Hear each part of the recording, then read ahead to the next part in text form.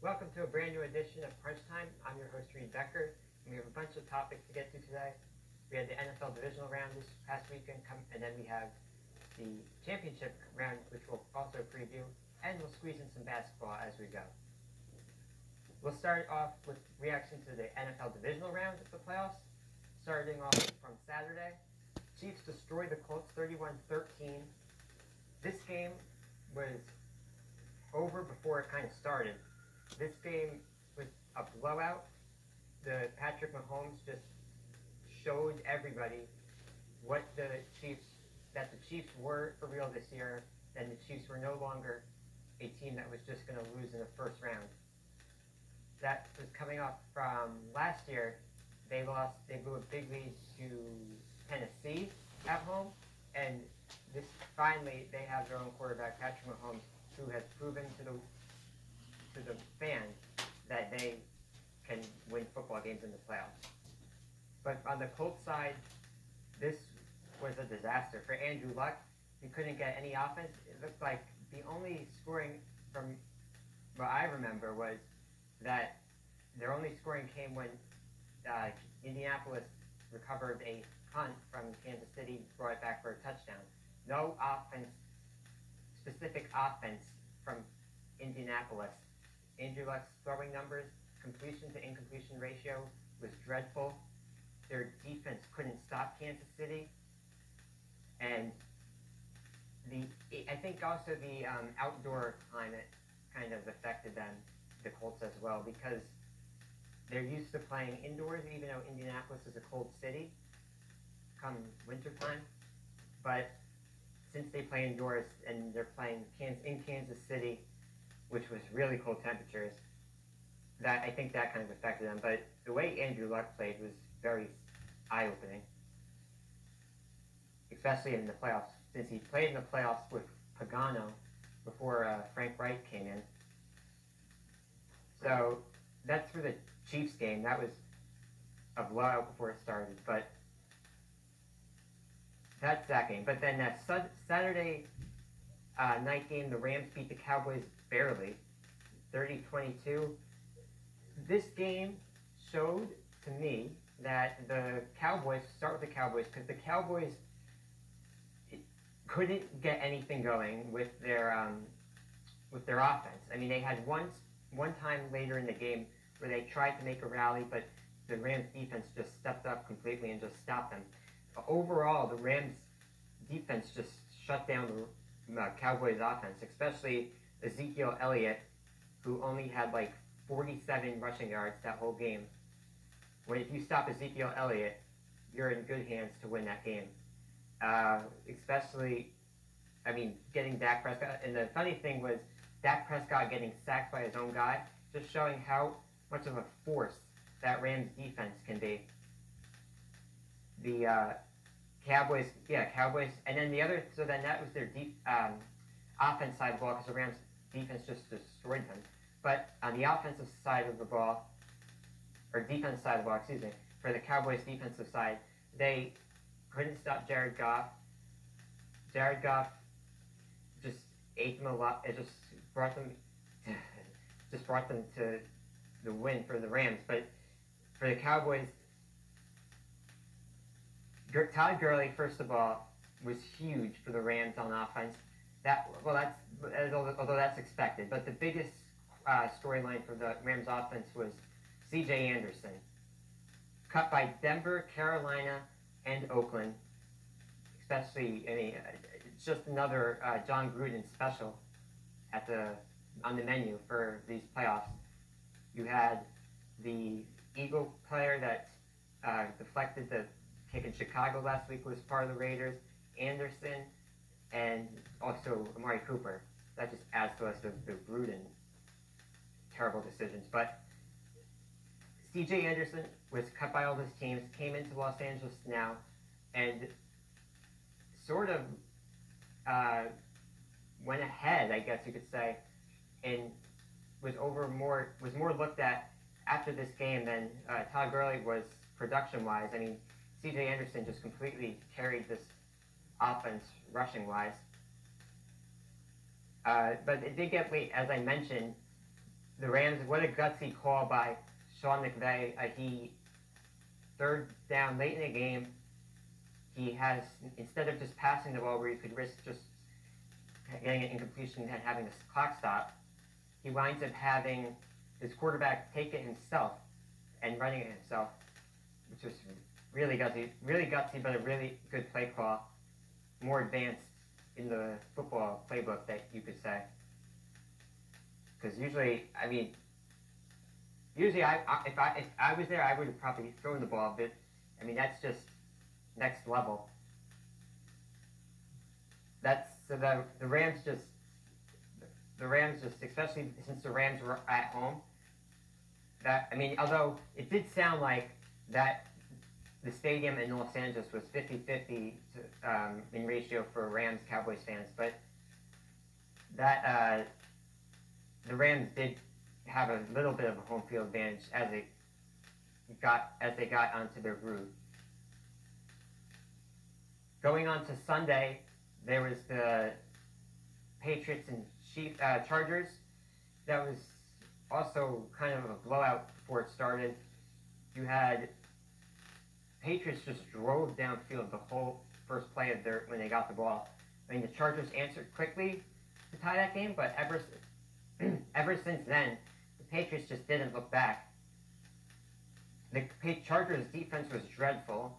I guess for obviously coming out from the West Coast could be hard for a team into the East Coast, and then also playing in cold Northeast conditions compared to the West Coast Los Angeles conditions. But so that affected them. They also didn't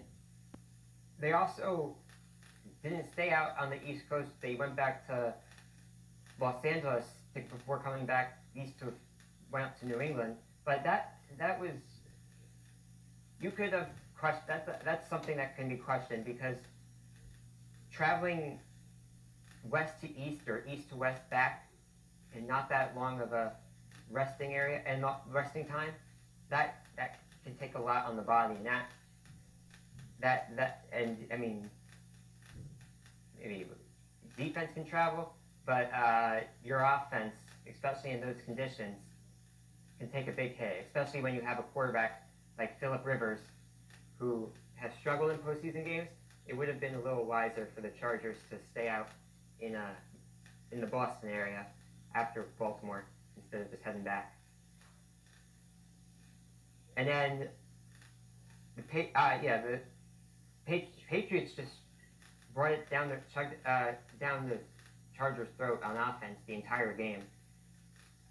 Chargers defense was dreadful, but something that I saw after that game that was, I thought, a little ridiculous. So, and this is where we can bring in Reed's rant, but what happened was Tom Brady, after the game, went on with CBS with Tracy Wolfson. She explained how he said that everyone thinks that the Patriots just suck and that they're not going to win any games. Well, this is where we can bring in Reed's rant, because that is just flat out not true. No one said that the Patriots just flat out suck. What they said was that they actually now have some competition in the AFC with Kansas City because of Patrick Mahomes. If you look at what happened last week against, not last week, but earlier this season against Kansas City up in Foxborough, that was a high-scoring, nail-biting finish. And, the Chiefs they went up well against a team like that, an experienced team with an experienced quarterback and coach. But it's just ridiculous that Brady just thinks that, or I guess it's also part of the whole Patriots team too. They just think that, everyone just thinks that we suck because we're not going to win because there's better teams now. Well, not true. Everyone knows that the Patriots are going to will be good. everyone's convinced of that. They know what happens once you get to the playoffs and what Belichick and Brady do once they come playoff time in January. But what they were saying was that because of the competition now, especially when they played Kansas City, they have some competition, and that will be more of a close game, and they might have a possibility chance of losing. That's all they said. They didn't completely wipe the Patriots off. They just said that there's a chance, that it's not 100% guaranteed that the Patriots could get back to the Super Bowl, which I guess for people up in Foxborough and Boston could be mind-boggling because you're expected to get back to the Super Bowl every year. But using common sense, get a better understanding of what people are actually going to talk about. Like for Brady, if you're going to actually like engage with what people are saying outside, actually like use detail, listen to the detail and use context clues of what people were actually trying to say instead of just making a foregone conclusion. That's the problem that I have with Brady, with what happened recently after that divisional game. And then the next game on Sunday, with the Saints barely defeating the Eagles at home in New Orleans. I mean, the Eagles got out to a very surprising 14-0 lead out in New Orleans.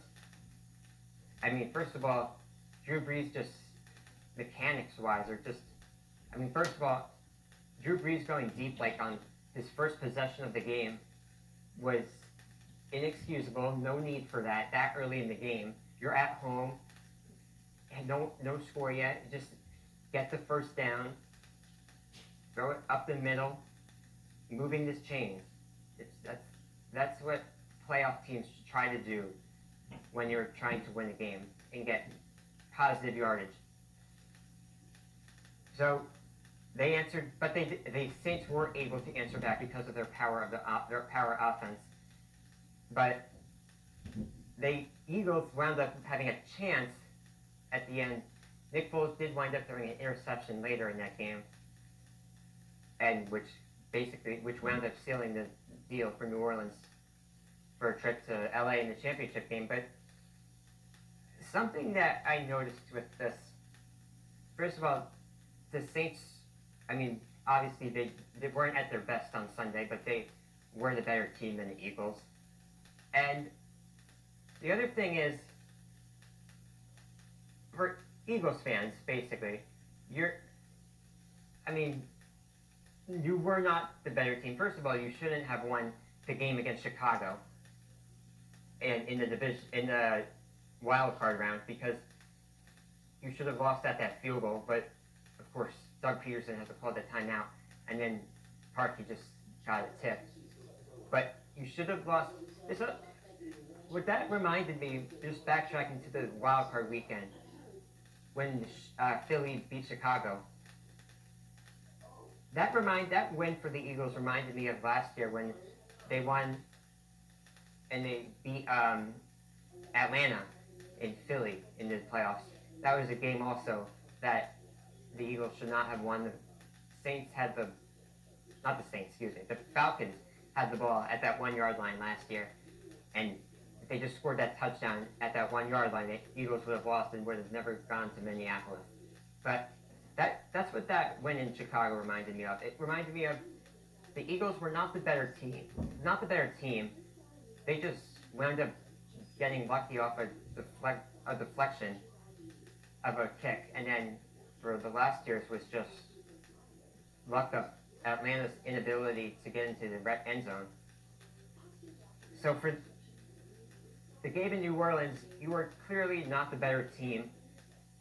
Your quarterback play, which wound up as it progressed later into the game, was also clearly not better. And your defense, I mean, also gave up a lot, couldn't really control the New Orleans offense. The Saints just were able finally later on to find out a way and score. So the bottom line for the Eagles fans is do not try to explain to anyone or anything of that your team should have won, or that you guys are really good, or that you that winning the game in Chicago was a really good proof of that you guys were really good. Because when I'm backtracking, but when I saw that people when the Eagles beat the Chicago, they were like, when they had their whole saying for Eagles in Philadelphia. But when they said that, I mean, they tried to show that off and then just basically try to pump up to the public of how good their team is. Again, watching the game, you were not the better team. So to me, those Eagle fans are just, to me, I would say anyone that tried to defend or how good they are, that's kind of being delusional and just not watching football. I mean, or just not watching the whole entire game. So the Saints Philadelphia kind of deserved to lose that divisional round in New Orleans. And I don't care what any Eagles fan says, but they were never the better team last year against Atlanta, and they were never the better team this year at all in the playoffs. But the other thing is that this now, again, although it probably won't happen, but again, this is going to start another war of disagreement with people in Philadelphia. People in Philadelphia are going to be all over that they should trade Carson Wentz because to keep Nick Foles. Well, I'll say this right now: the Eagles are not going to do that. They're keeping Carson Wentz. Nick Foles, who by the way was really good before he left Philadelphia, before he left Philadelphia and went to the Rams.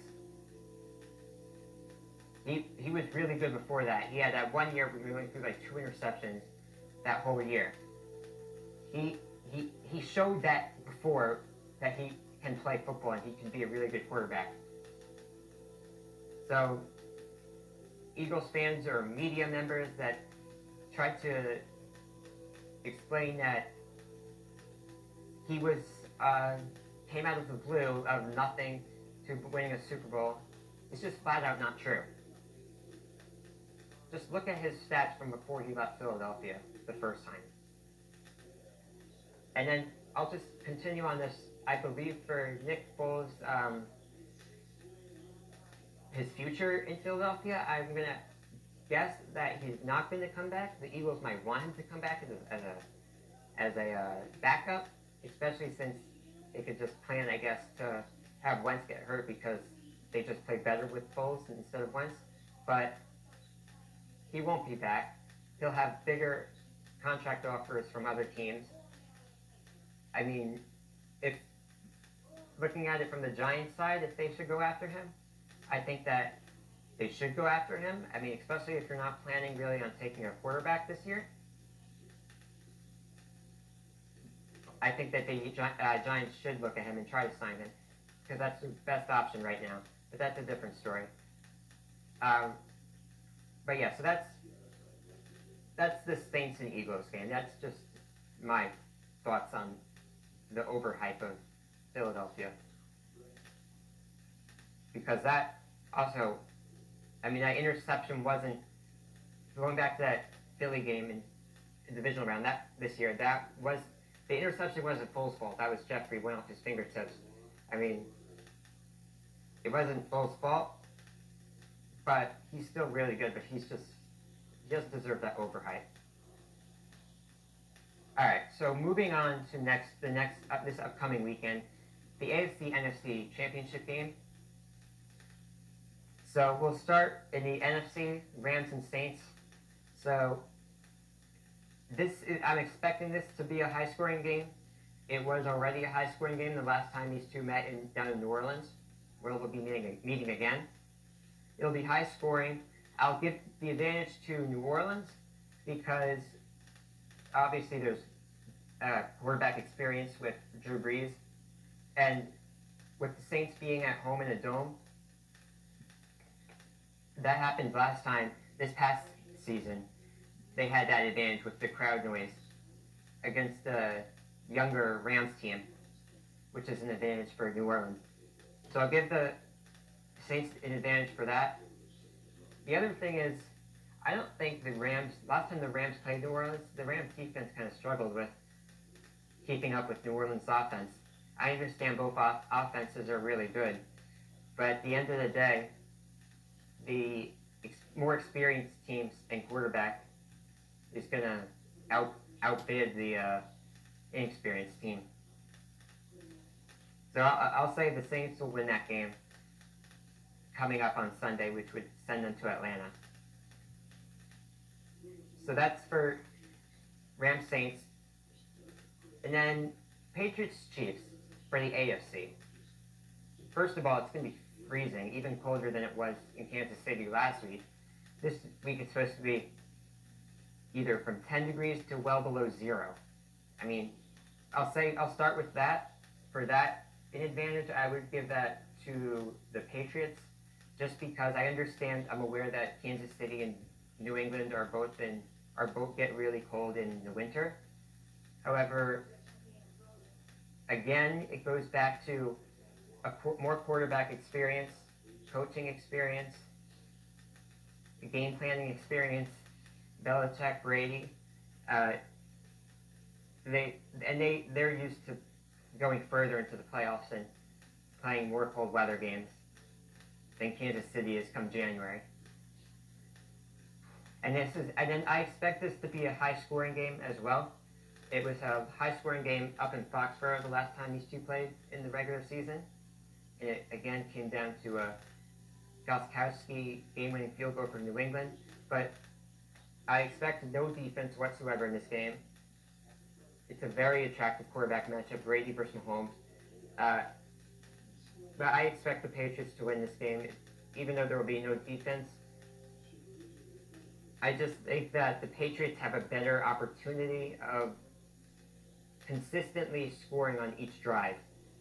Because, I mean, that's because of experience, and then again, as I just mentioned, it goes back to game planning. I mean, it's going to be freezing in Kansas City, but the way that the Patriots play, they can just run the ball the whole game up the middle, outside, even just throw little screens, even because it's going to be hard to catch balls, but they can just hold on to balls when they run it. I mean, I think the Patriots will win this game, which would set up New England and New Orleans in Atlanta for the Super Bowl, but that's the way I see those championship games coming up this Sunday. Both no defense, both extremely high scoring, with the experienced teams coming out on top. The final topic for the football I'm going to do is the Jets Jets got their new head coach, Adam Gase. As I mentioned last time on this show, I said it wouldn't be a bad hire if the Jets did hire Adam Gase. I understand why Jet fans are angry and wanted Mike McCarthy. Although it sounds like, first of all, the Jets didn't want McCarthy because he wanted to get his own staff, but the Jets wouldn't let him do that. Which to me sounds a little ridiculous because a coach is supposed to have their own staff. But I mean, I guess the Jets are just going to be their own same old Jets. And a Jet's going to jet, basically. That's the way you could best explain it. But I understand the McCarthy thing, so why Jet fans would want McCarthy. But the other thing is, Jet fans should just be lucky that they didn't get their first choice who the Jets wanted, which was Matt Rule from Baylor in college. That would have been a big disaster to go from college level up to the NFL. Oh, and by the way, you're going to the NFL, but you're also coaching in New York. You're going, from Waco, Texas to New York City. Good luck with the media there. So that's what I think for that. They should just be lucky they didn't get him. But for Adam Gase, I think it's a good hire because he helped develop quarterbacks. First of all, he helped Jay Cutler when he was in Chicago. He got the best of Jay Cutler. I mean, he did coach, obviously, with Peyton Manning. But the other thing is, his first year with the Dolphins, he went to the playoffs with Ryan Tannehill. I mean, any other coach that I've seen in Miami, I couldn't see any. I don't remember seeing any other coach that had Ryan Tannehill heading to the playoffs. So, I think Adam Gase will be able to help Sam Darnold develop, and I think that's what I understand. They want his experience. Adam Gase has experience from Miami. He became a hot candidate for basically every team once he hit the market, and I just think that he'll just help. That's what the Jets wanted. They wanted someone who had experience. That's a check mark for Miami, and they want someone that could help develop Darnold. That's also a check mark. So I think people, for Jet fans, I think just are going a little too off the rails about being upset about not getting Mike McCarthy. I understand why, but just see, and I'm aware of what happened at the press conference yesterday with Adam Gase. That's a really bad first impression, but especially to the New York media. But see how he does coaching-wise, and then you can make a judgment. All right, final topic heading to the hardwood. Final couple of topics heading to the hardwood. We have first in the NBA. Lakers are now currently tied with the Utah in the 8th seed. I understand they don't have LeBron James now. They lost Sunday night to the Cavs at home, which is dreadful. Even if you don't have LeBron, you still have to beat them. Lakers are now 3-7 without LeBron. And the way I see this Lakers team is this Lakers team this year is basically just the Cavs team from last year. I've said this a little bit before, but basically it is. Especially, I mean, obviously LeBron will help a team be better than they are. He's on their team. But the other thing is, once LeBron is now currently not playing for the Lakers because he's hurt, well, now it goes from definitely into the playoffs to going barely in the playoffs in an 8 seed. I don't see the Lakers, and that's because, I mean, for the Cleveland, once LeBron's now gone, it now looks like a lottery team. So that's exactly what it looks like here with Los Angeles, barely being on the playoffs in the top Western Conference.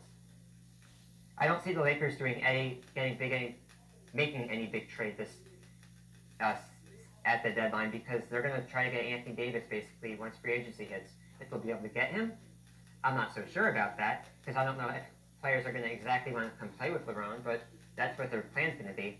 They won't be trying to compete as much this year come the trade deadline. All right, that's all I have for you today. I'm your host, Reed Becker. We'll see you next time here on Crunch Time. Coming up next, it's Sports Takeover, and that's coming up right after this.